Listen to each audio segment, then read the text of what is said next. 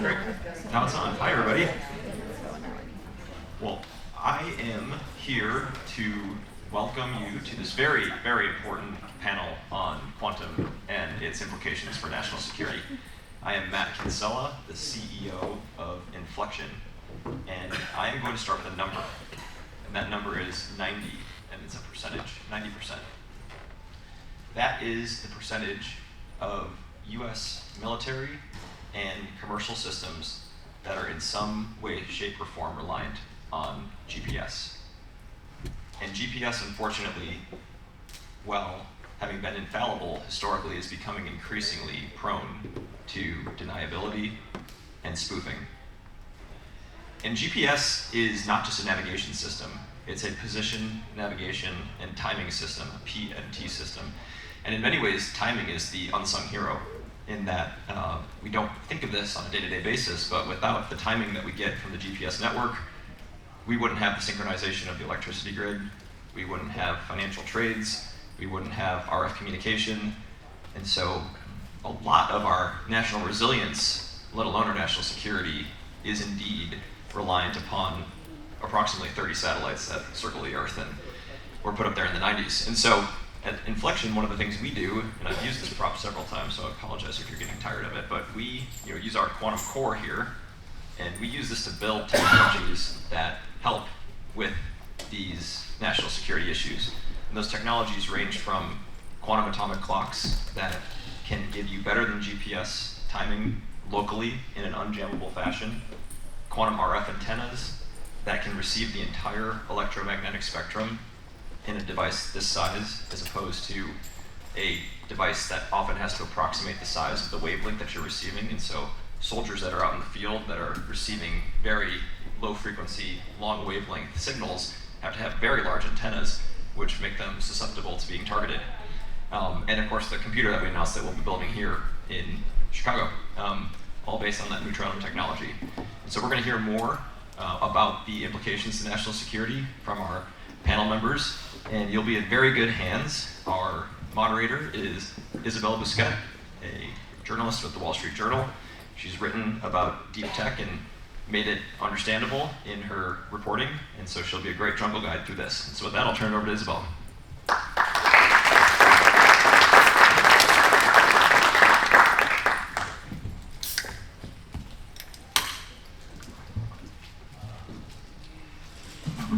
Thanks, Matt, for that great intro. Yeah, my name is Isabelle. I'm a reporter at the Journal.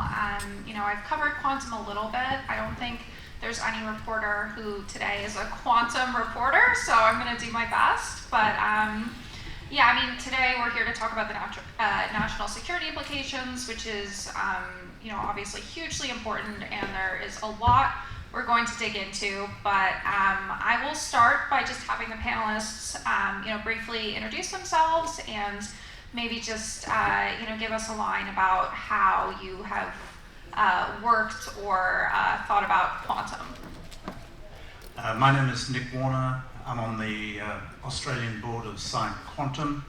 About 6 months ago, they were looking for an Australian with national security background.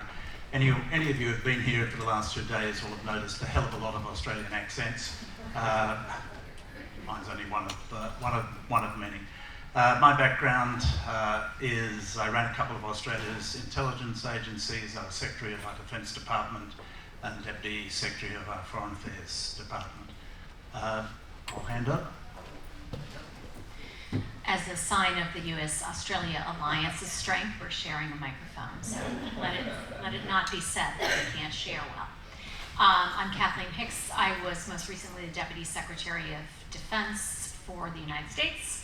My background in and out of government is national security, and during my tenure as Deputy Secretary, very focused on leveraging emerging and emergent technology to include quantum and AI in order to help provide the United States decisive advantage.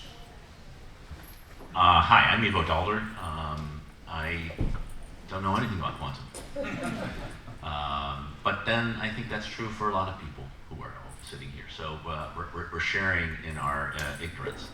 The reason I'm here, aside from the fact that until recently I ran the Chicago Council on Global Affairs, which is one of the co-sponsors, is that one of the other co-sponsors, heads Brad Henderson, and I, about a year ago, decided that it would be a good idea for the people working on quantum here in Illinois, starting at the park itself, to start a conversation with people in Washington about the national security and policy implications of the technology that is being developed. And so we started going to Washington and introducing the Washington national security community to this emerging reality of what I like to call the Manhattan Project of Quantum that is here in Chicago and in Illinois, and to start learning about the national security impact and implications both for the United States but also for the community, to start learning about what was happening here. And that's one of the reasons I think we have this conference here today. So I'm happy to talk about anything that has nothing to do with qubits. But as long as, broader national security implications, we can talk. Thanks. Good afternoon. I'm Matt Kohler. My background, 5 years ago, I retired after 36 years of service in the United States Navy. My last job was multi-hatted. I was the director of naval intelligence, running one of the intelligence community's 18 agencies. Was the director of information warfare, responsible for all things from cyber to intelligence to IT, to even meteorology and oceanographic, all the Navy's information-based capabilities, and also as deputy CIO. Spent a career as a Navy intel officer, but my slant was always technical and always on the edge of new technologies and helping bring that into the foray back in early technology networking to what became cyber and AI, and certainly quantum was an item often most spoken about as something that was coming near. And I think our discussions here is those discussions that were always years, 5 or 10 years, next 5 or 10 years coming, are changing dramatically, because it's now no longer 10 years down the road. It's much closer to us, and I think this is why we're having our conversations today. Look forward to getting to a point where we can hear your questions to start thinking about it. The hard questions you can direct towards Kath and Nick. I had dinner with Nick last night. When we first started talking, I thought he was from Texas with that accent. Eventually overcame that. We have a lot of cross intersections over time. So look forward to our discussions here over the next hour. All right. Okay. I'm glad we sorted that out. So yeah, I mean, we've heard a lot about qubits the last day or two. We've heard a lot about, potential business applications, what this is going to mean for the economy. But it matters a lot for national security. And maybe we could just start by just sort of demystifying why. Why is it so important? Kath, maybe we'll start with you, but others feel free to jump in. Sure. So I'm going to, first of all, apologize to those who may have seen the panel that Eva and I did yesterday. I'm going to repeat a little bit of that, but just to regroup a little bit. The main areas of interest for national security at the broad level are not different from other sectors. We care about quantum for sensing, for its ability, as Matt mentioned, wherever Matt went, or at the beginning, to have quantum help us overcome challenges to, for instance, GPS or jamming environments like the Russians are doing in Ukraine, etc. Also, there's unique sensing capabilities of quantum that have real application for defense, and I mentioned yesterday undersea detection of submarines undersea is another example. To the communication side, where the Chinese are much more invested than the United States to build out stronger, better encrypted, I think is how that were more secure is a better way to put it, communications networks in their own hope, presumably, to be able to overcome any quantum decryption capability. And then our compute concerns, which is the area where the US has been heavily invested, more so than China, alongside other really important allies and partners, all of which can help catalyze many different areas of interest for defense and national security. And I would just note one of those big areas is the AI intersection with the compute capacity and the synthetic data generation capability of quantum, which really helps us make even more real the advantages we have on, what we call decision superiority or decision advantage. So those are sort of the opportunities. The risk areas are if someone else can do any of those things I just mentioned, or in particular, not having our systems that we have built up over many decades and are a multitude of different encryption approaches, have them be resistant to quantum in the hands of an adversary or other actor who might seek to either take harvested data in the moment or new data and be able to unencrypt it. Yeah, I think we hear a lot about, the fear of, quantum sort of breaking encryption a lot, but this idea of harvest now, decrypt later is kind of scary. Is there anything that businesses or the government can do now to sort of inhibit that threat? Matt? Yeah, thanks for throwing that hard question. So many points that Kath made we can pulse on. I think what I'd like to kind of open, apart from the fact that I think these stools were outlawed by the Geneva Convention. So if you see me squirming up here in the seat, it's because a 6'6" guy doesn't sit on these things. So to answer the question directly, the quantum computing capability, when we talk about encryption, I mean, it cuts across so many different areas in terms of its impact.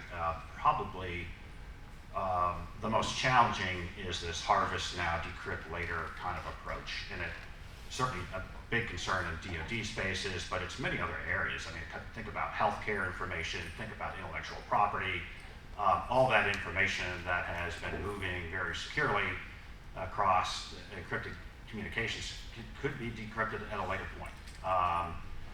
There's a large part of this where the answer is less than satisfactory, where the horse is really literally out of the barn on this. And it really comes into what steps do you take, this what's now, and how do you deal with it. This is not unlike many instances where we've had compromises of sensitive material. We just have to do a damage assessment and kind of work this through. The scale is hugely different on this one, and it is just a real challenge on how to deal with it. I would offer on the multitude of, I'll call them use cases or fields where Kath was so eloquent on the different quantum sensing and the quantum communications, quantum computing, that we can certainly talk about. And so this is in the panels about why this matters to national security.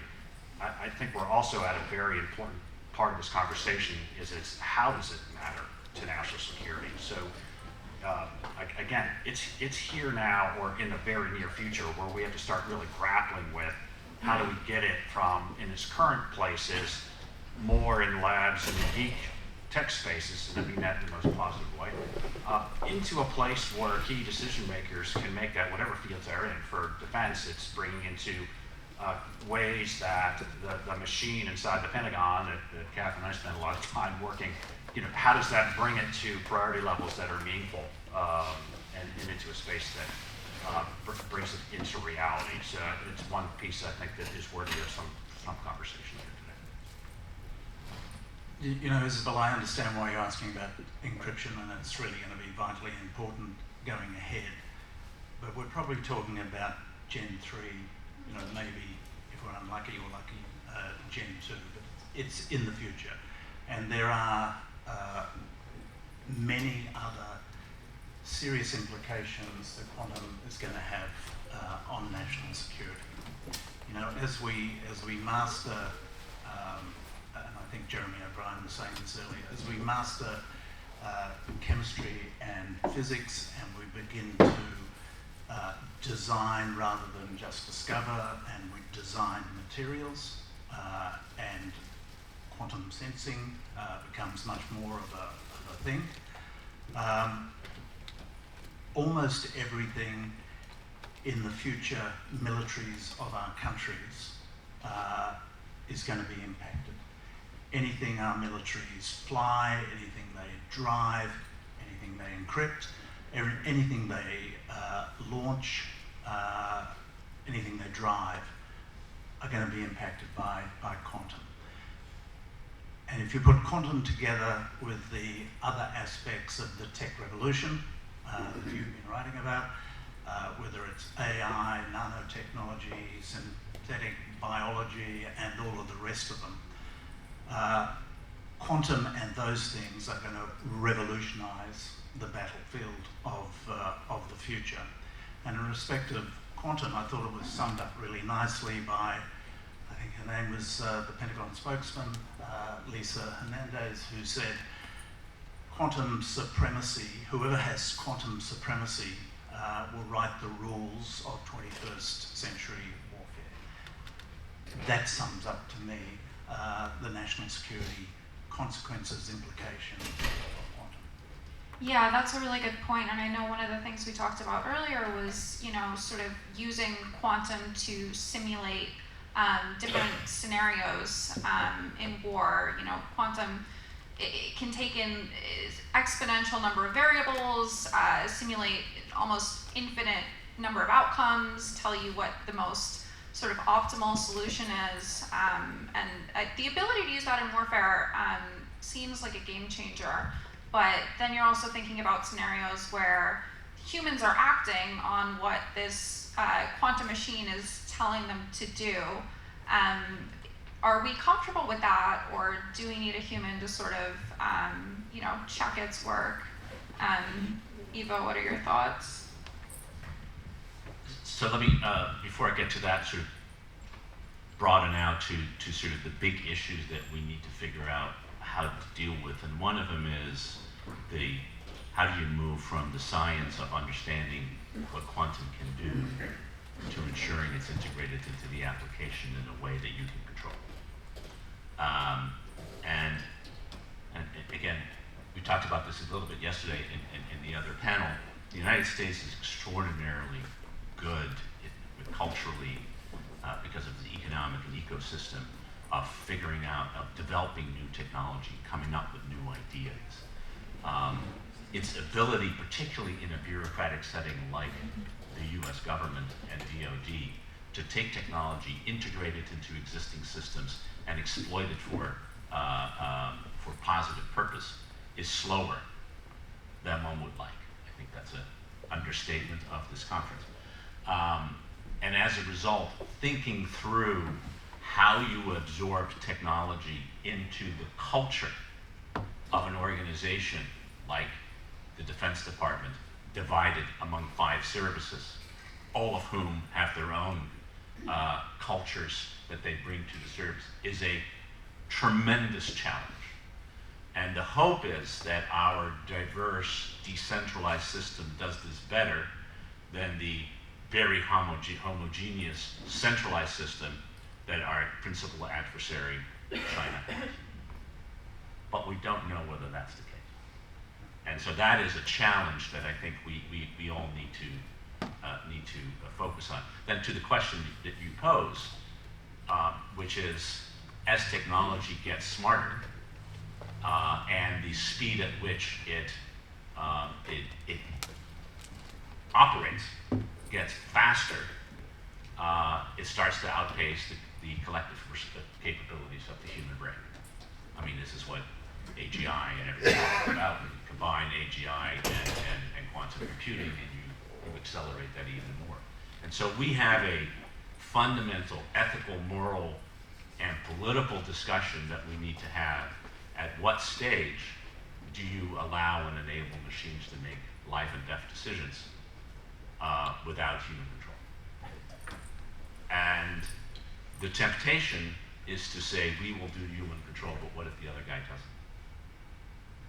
And warfare is by definition something you don't do to yourself, but that you engage with others. And it is the decisions that others make that will have an impact on how you think about what you can make. And that is, I think, a challenge that we confront already day to day. And Matt and Mark and Kath have done that in their business.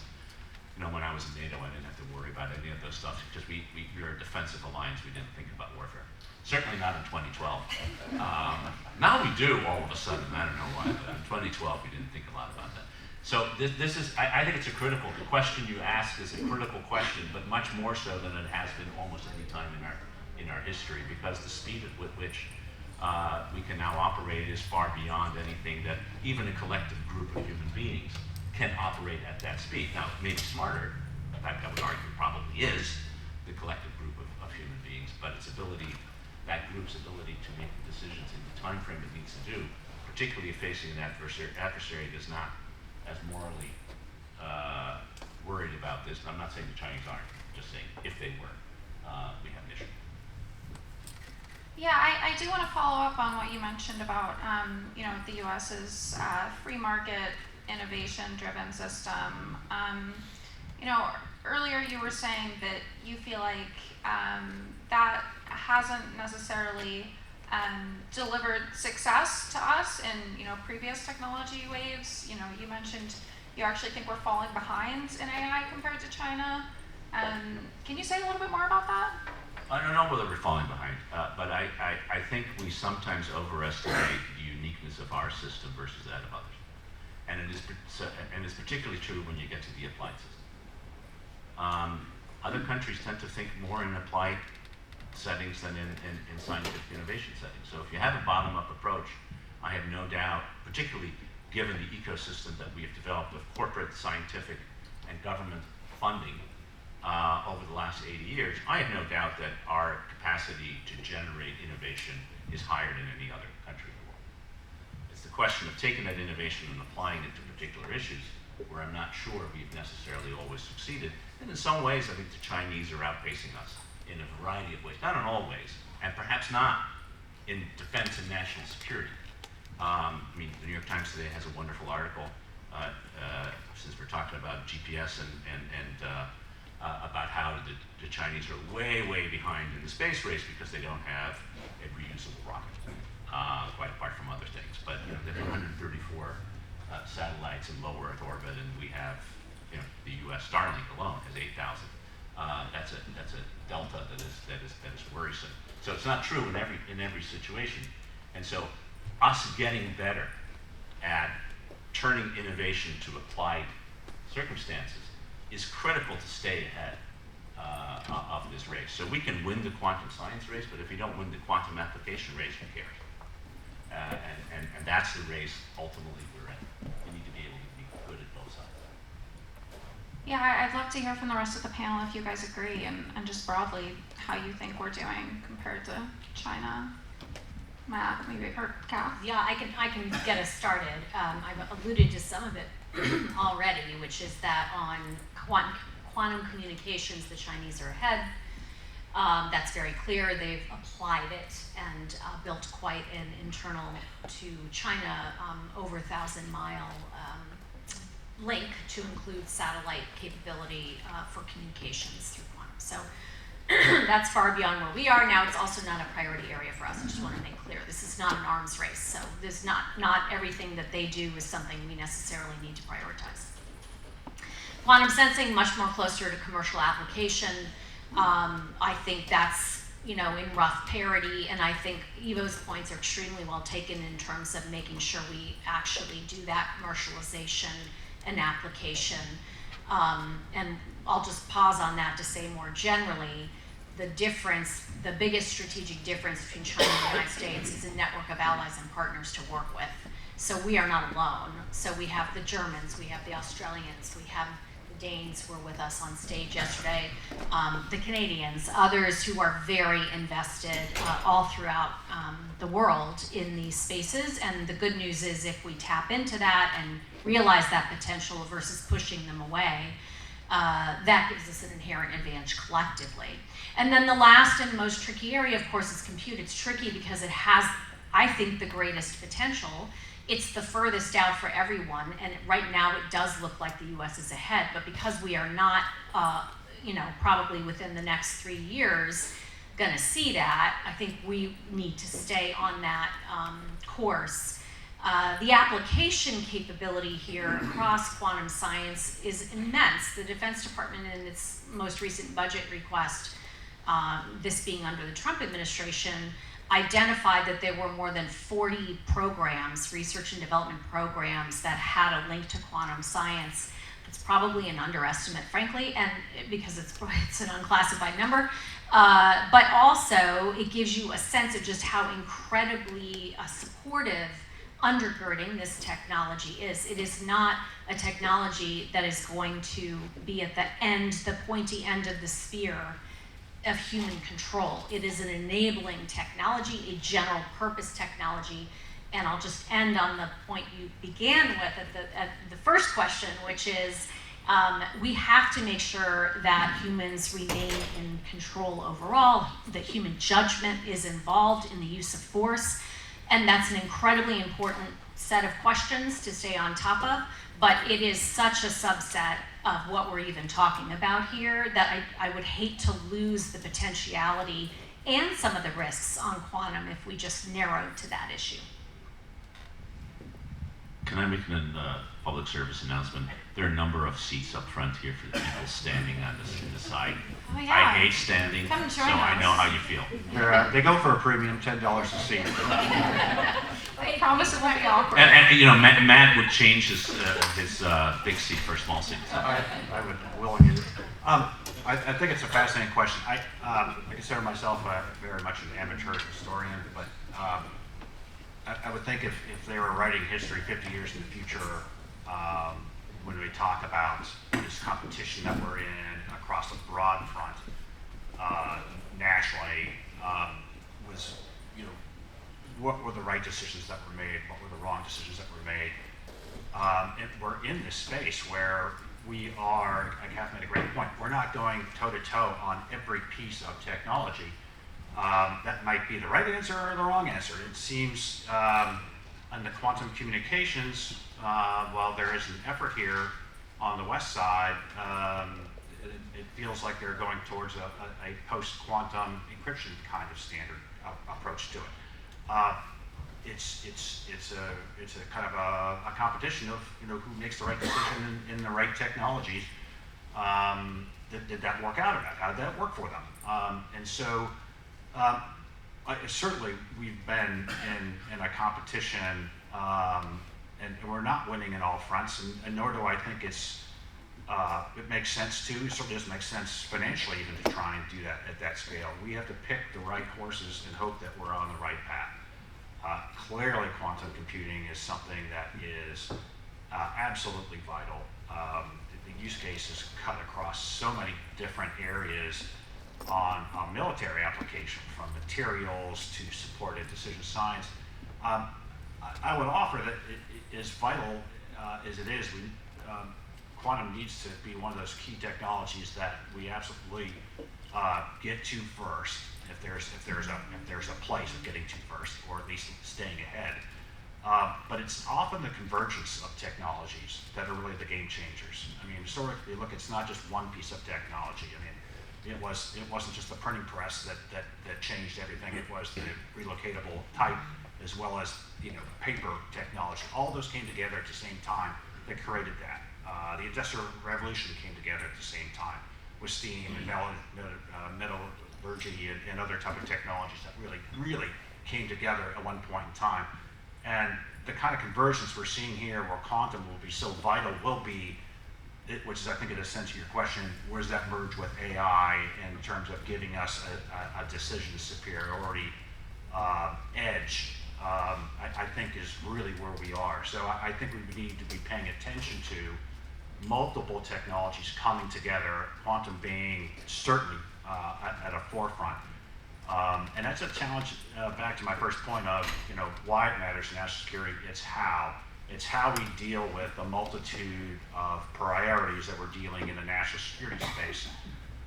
Do we have those priorities set right? Are we investing in the right things that's going to get us to that point that's going to deliver for us? The first useful quantum computers will be built in Brisbane in Australia and in Chicago in the next 3 or 4 years. I think we are 5 to 7 to 10 years in front of China. But China, on figures that I've heard, is spending about 4 times as much as the United States on quantum computing research. And I think I'm right in saying 52% of the patents on quantum that were produced last year come from China. So they're catching up. And as I said before, this is not a race that we, the West, can afford to lose. There are lots of advantages that a dictatorship, a communist-run country, and autocracy brings in being able to focus resources and effort, but we should never fail to understand there are all sorts of weaknesses in the communist regime in China. And when America, it seems to me as an Australian, actually begins to understand a problem and focuses on a problem that is vitally important, and importantly works with allies like Australia and others, you find a way to get to the finish line, to the right point first. Yeah, I'd like to add, my stockbroker always reminds me that past performance does not denote future type of payoff. So we have a Western model, and our strengths are absolutely our allies and our innovative approach and our public-private type of venture capital kind of process that is unique with all of our Western partners against a competitor that doesn't quite approach that.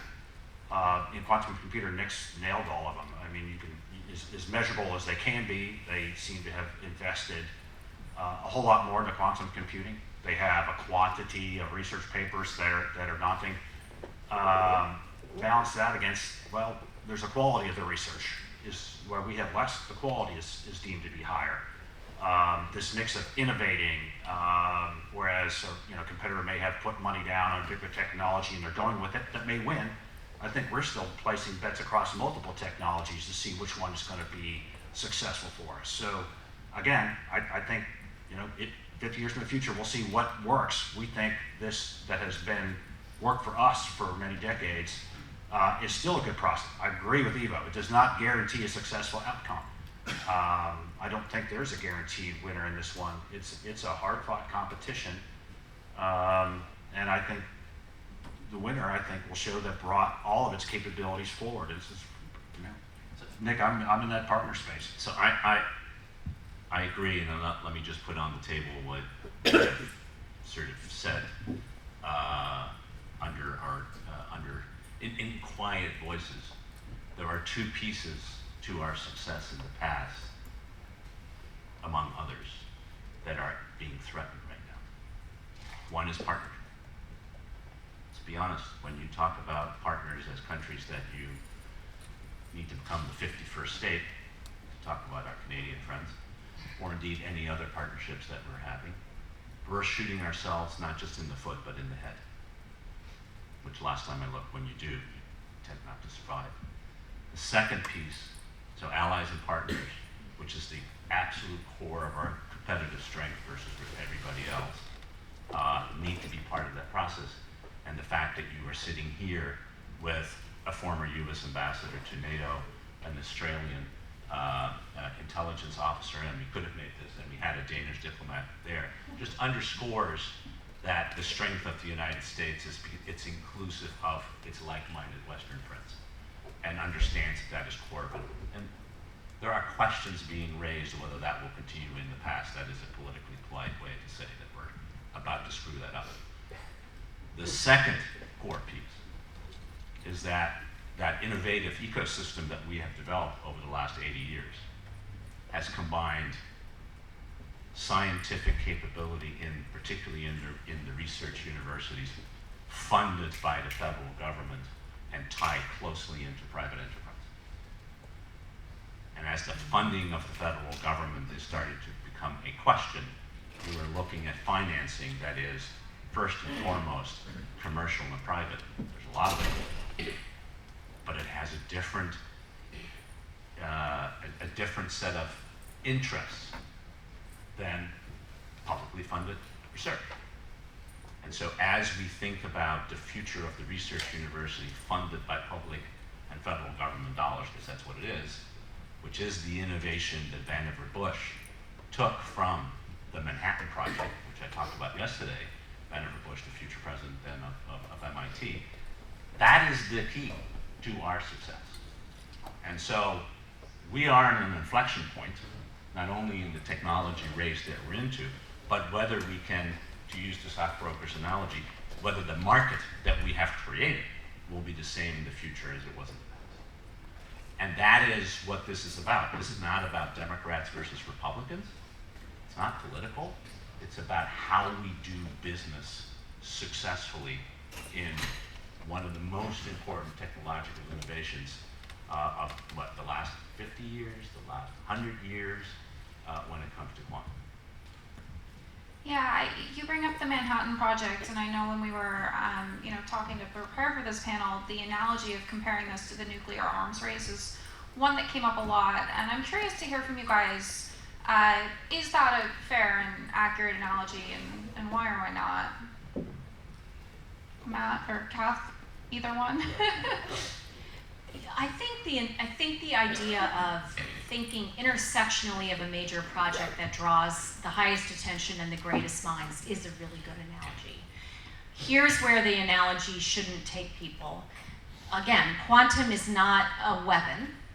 It is not best run from the Defense Department over to others on the Manhattan, whether the Manhattan Project was particularly well run out of the Defense Department. But I think that's where that starts to break down a little bit. So, and I think you need a problem statement. So maybe that's around if it's an all of government quantum important, that's one thing. I think that is a good. Better is here's a particular problem in a moonshot or Manhattan Project, like, well, here's a particular problem set or challenge set or goal that we want to achieve to focus the mind, and let's bring our resources together after that. I think that is, if framed that way, that could be quite successful. Yeah, all analogies are fail at some point. I think the discussion is the effect of this introduction of this new technology kind of going forward, how impactful that was.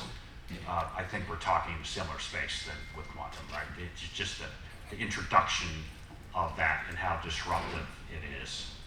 Disruptive technologies, it's a hard thing. It changes and upends orders as people know them, and it's very uncomfortable.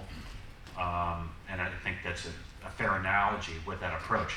I would not lose what allowed us to be successful in that space. The minds that came together at the Fermi Labs here locally and others, these weren't just people that came out of US schools, they came out of our partners globally that brought the best minds we could to this plan. So I mean, again, it just receipts back on what are the ingredients that allow us to be successful in this space that we can't lose. In the National Defense Authorization Act language, there's a calling for a center of excellence for quantum to come together. This is on the DoD side, which I think is a great move. It seems to be Chicago would be a perfect place to put that center. Perfect. I think it's drawing together the work that's being done, also on the DoD side. Kath mentioned the 40-some different programs on the R&D space that are all in different locations, but bringing it together into something much more cohesive that allows us to deal with it more effectively. So I think organizationally we're kind of there. I will never disagree with Ivo's comment about anything the government's been known for is to do things very quickly. Sometimes there's some successes there, but there has to be a sense of urgency, a sense that we really are in a race here, and maybe a combination of what we found with the Manhattan Project and the space race. Kind of a combination of those to me is a fair kind of analogy of looking at what we might be looking at here for a competition in the quantum space. So I like Eva's Manhattan Project analogy, but stepping back from that, you know, we're living in a new era, and that new era is being influenced and informed by a whole bunch of factors, including great power competition, but also a whole range of transnational issues. And the tech revolution is one really important part of that, and quantum is one really important part of the tech revolution. But there's demographic change, climate change, and a whole range of other significant issues.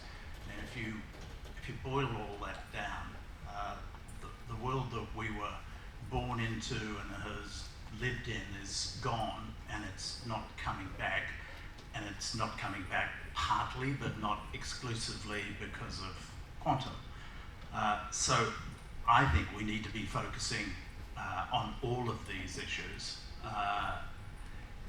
They all require the sort of Manhattan approach, focus, and attention from the United States, from Australia, and other countries, if we're going to, if this new era is going to be successful, if we're going to work out the rules that govern the new era so that it is positive, prosperous, and leads to progress. I think we're gonna have time for some audience questions. If anyone has a question, yeah, over here. Have any of you read Admiral Stavridis' novels 2034, 2054? And please tell me your thoughts. You're going to get in trouble if you say no, so you want me to throw myself in front of you or something? I know Admiral Stavridis. I worked for Admiral Stavridis. We all work for him. Yeah. Even when we didn't, he thought we worked for him. Yeah. He was an amazing leader. Loved working for him. And he's the kind of guy that if you met him today, 10 years from now, when you ran across each other in the street, he would just know you by name. Just amazing. So maybe my response is biased. I thought the books were good. I don't think they were the best books I ever read. Please, if this is press here, don't put that in press for me. I didn't want to stay out of the strictest friend. It essentially framed kind of the era that we're in and what could be in a confrontation with time. It canvassed a lot of different areas that brought multiple kind of technologies and other things together. There was an earlier novel I would reference, it's fairly dated now, maybe it's 10 years old, it's called Ghost Fleet, that did something very similar in terms of the latest breaking issues of the day then that are still relevant, supply chain issues, all kinds of things that were brought together and painted a picture that was just compelling. And I really like your question, because we could really use that type of approach on painting the canvas here that says, what does this look like, whether it is in 3 or 4 years, or as the time frame that Nick is talking about, a little bit further out. What does a conflict or a competition look like after the introduction of quantum? I find that to be very compelling. I'm a geek reader from way back in my youngest years, and I find that very useful of explaining to people why it's so important. I'm still in this mode of saying we have to tell this story. This is what to me this conference is about. We're telling a story about not the details. I don't think there's anyone here who's technically steeped in quantum is going to get any smarter technically here. We're talking about expanding the audience space here for people who understand quantum and what it can possibly mean and why it's compelling. And I think this, back to your question, I think these novels paint that landscape that kind of allows these kind of technical things to make sense to people that aren't technical or less technical. If I could just build on that, sorry. First of all, to reinforce that Jim Stavridis is a national treasure and an incredibly kind human being. But that idea of narrative, for those of you who are in the business sector, you can't imagine how valuable that is for your customers to include in the national security space. It is not the case that your national security customer is going to completely understand how quantum is going to affect them or where it best applies or how to think about it. And your ability to weave that narrative goes a long way to that uptake on adoption. And I think books like Jim has put out, Ghost Fleet's another great example, really help to speed innovation in the national security sector, because folks just, they don't have the background all the time to know exactly how to apply the science. Yeah, a question over there? I'm going to ask two. Okay. One is, where are the Chinese in terms of entanglement? We heard a lot about that, talked about that, and the investment to learn all the patents in it. And the second question goes to the good point that you made around application, at least in the government standpoint. And I heard Alex talk a lot about everything that's going on and how tough the government people are willing to drive things through. And the question becomes that if you kind of look at this like an internet moment, and let's think about Microsoft for a second, right? How Gates got in the room, he said, well, he said, hey, we're all switching on the dime and be able to do that. We practice things like rapid deployment, etc. Why can we not get in advance of this to engage their minds differently and to position it as that kind of moment when it happens? And, more war room-like strategies with people who are connected, inside, small, iterating the importance of, laying out the vision, but saying, this will be different. It is like an internet. Yeah, I'll take the first part of that. And one, I am just so thrilled that you thought that I actually made a point. I don't know if you can hear her questions, two-part questions. One is the first on entanglement that I'll let someone else answer on this panel because I don't know where the Chinese are on entanglement. The question is our adoption space. I feel your frustration in this space. Frankly, I think there's no professional that I've worked with, military or civilian, through my 36 years, don't feel a sense of frustration of not being able to do this fast enough. My experience is across my career. I mean, literally, when networking was new, I'm sorry, this is back in the 80s, I was the tech guy in the organizations that was trying to introduce technology. I did not invent the internet, but I did introduce it, and it was disruptive to, in any places that would work, and it was not like God. When cyber came along, the conversations we started to have in the later, like single-digit 2000s, it was in the space as Kath talked about. It was just hard for people to kind of understand, and I found myself being the translator into making what is a complex, arcane topic into something more meaningful. And I became part of the stand-up of CyberCom as a result of that kind of path. AI was not dissimilar. It had big promises, and started to deliver, and it was oversold, and kind of found its path. And I think quantum can learn from that maybe most recent AI piece, where what is it really good for? Where is it? How can we apply it in the space? And I'll just say it's just we've all worked in. As we became more senior here, all of us, it became harder running large bureaucracy organizations of competing priorities. It's not because people are trying to deliberately not make good decisions. It's where are we in the space?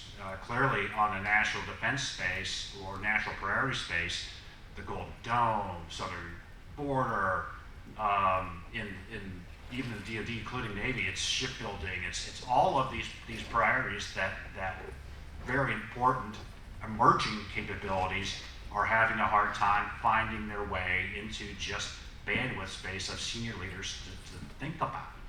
Back to the question on the books, this is where some of these ideas actually take root in that space. So with the best path forward to me is, as quantum is, we're seeing increasing language, promising language of NDA language that says let's get a center of excellence, let's start working these to draw this key technology out of the R&D space into the applied space, bringing it out.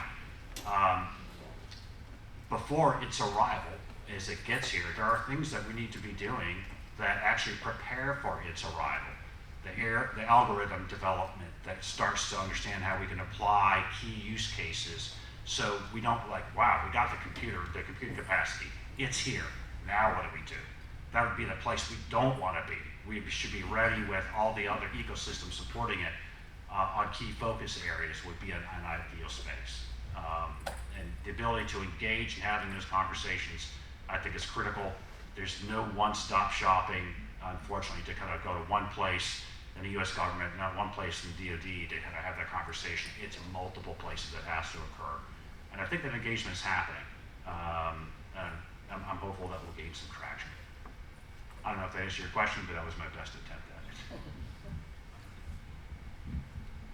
Just one point from me. Governments and defence departments are not very good anywhere in the world at moving fast, of thinking laterally.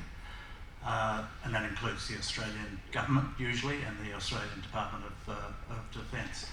But with quantum, to its credit, the Australian government about 2 years ago saw the importance of quantum and bet on its utility by putting $1 billion together with the Queensland State Government to PsyQuantum, as I said before, to build the first useful quantum computer in Brisbane.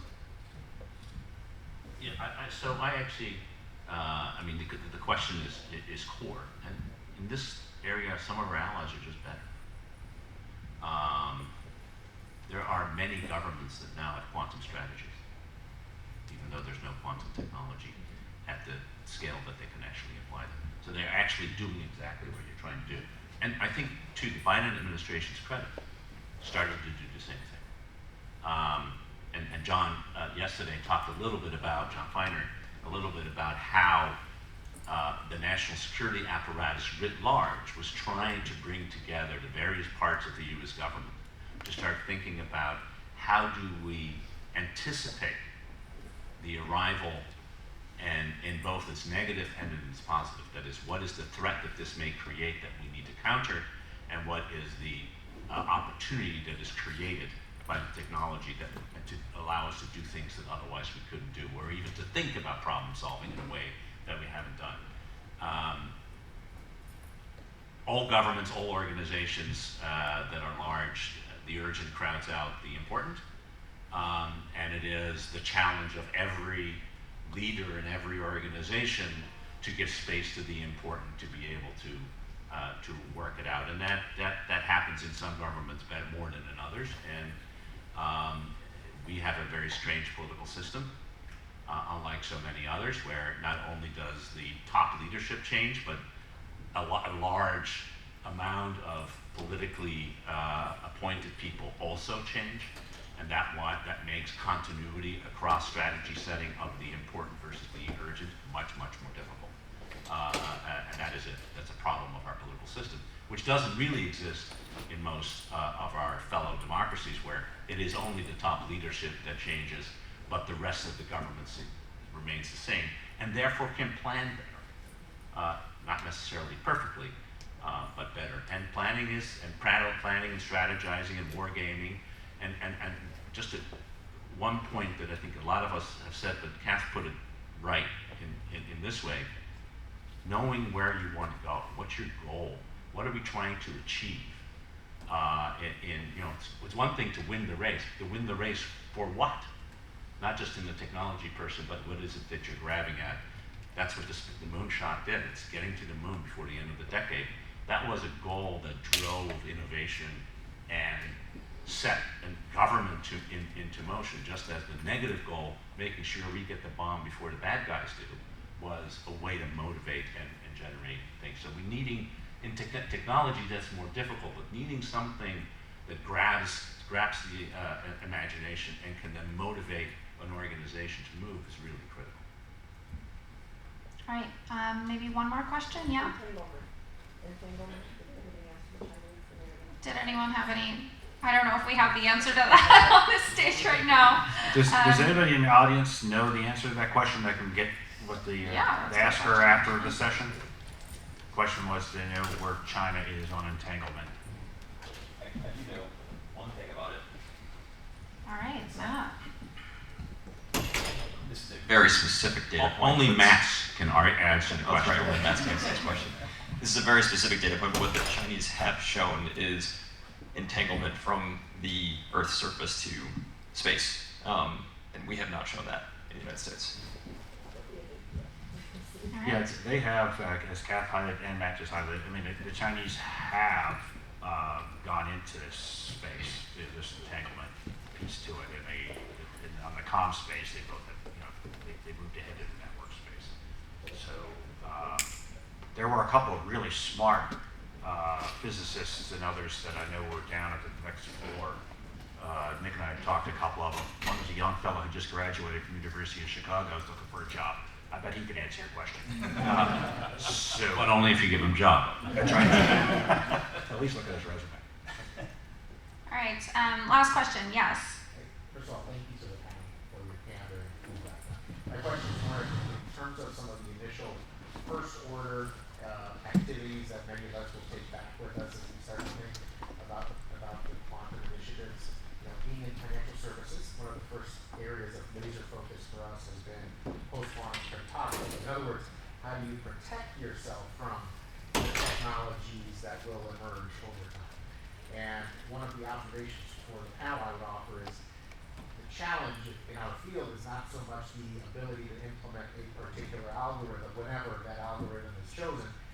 It's the ability to re-engineer your systems to have the flexibility to update more frequently these algorithms over time, which is not always something that's been built. And in an environment like the one we rely on in this country, where we are built on partnerships, the more the number of hops and connections there tend to be that rely on each other, the slower things can sometimes get to make happen. My question for you is, there's been a tremendous amount of emphasis in the financial services world around preparing for quantum and post-quantum cryptography. And I guess I would appreciate the panel's thoughts on, given that, according to Arvin, we are just the high schoolers right now. We're not even in the major leagues as far as quantum technologies go yet. How ready are some of these algorithms? How ready are we to put some of these things into practice, given the significant resources and work that lies ahead in order to make it happen?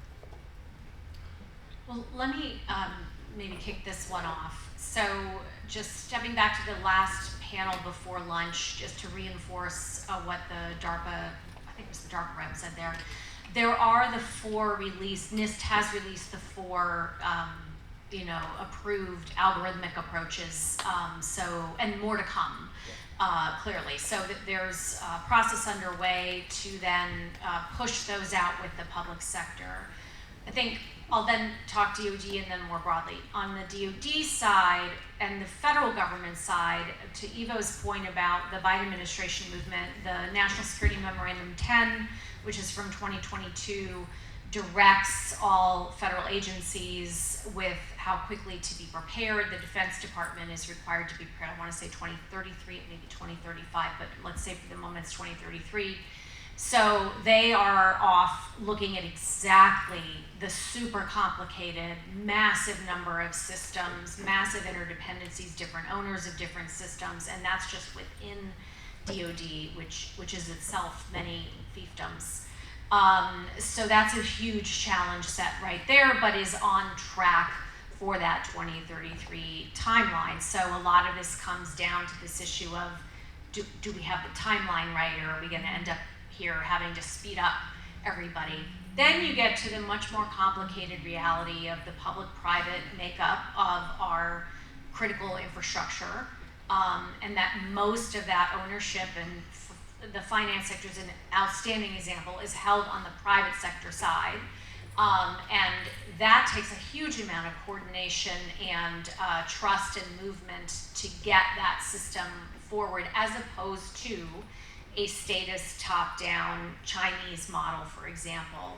So we really are, we have a lot more flexibility in our system. That can be a good thing, you know, but the resiliency question is a really difficult one. And I don't think we have a good handle, frankly, across the country. We have, again, for DoD, I think I have a sense of how it's going there. Just solving that is not solving the national security problem. You have energy, water, finance, and you, of course, have the other important components of the federal government, and then allies and partners. I think it's a very valid question without a complete answer. I mean, to add to Kath's comments, you know, that under the Biden administration, they also established NIST standards for post-quantum encryption. So the right planks are being laid in place here. He's not ready to launch a ship anywhere soon, but the pieces are in place. The path is there. It's recognized urgencies, but I think this goes into, if we talk about, you know, the impact of I'll say the West not getting first to this technology. Who gets there first also gets to kind of dictate the next standards, right? So getting to that place first, that entity, nation, or group of nations will kind of own those standards. You know, think of the race over the 4G, 5G, you know, China just beat everybody, not just in the technology, but in the standards. That's more challenging than the technology itself in my perspective. And so it's just kind of more wood for the fire of why we need to get to that technology first. It's all that comes with it. That you know, if we shoot behind the duck and say come up with the standards too late, who cares? We've already moved and that ship has sailed. So again, more emphasis why we need to get there first. All right, I think that's all we have time for, but I just want to thank the panelists for a great conversation, and yeah, we'll let Matt get off his stool now. So thank you.